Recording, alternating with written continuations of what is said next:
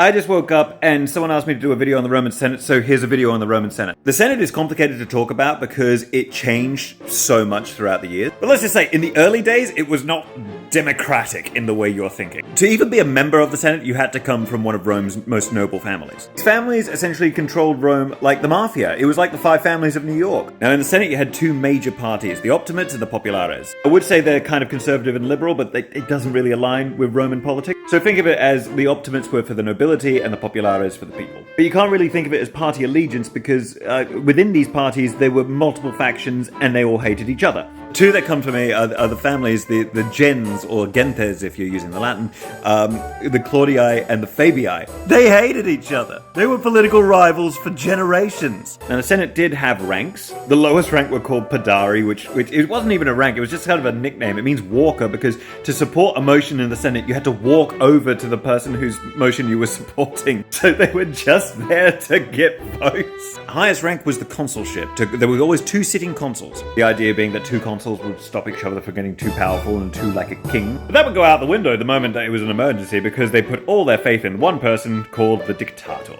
Roman politics is truly quite paradoxical. I think it was Caesar who said, "I'd rather be first man in a village than second man in Rome."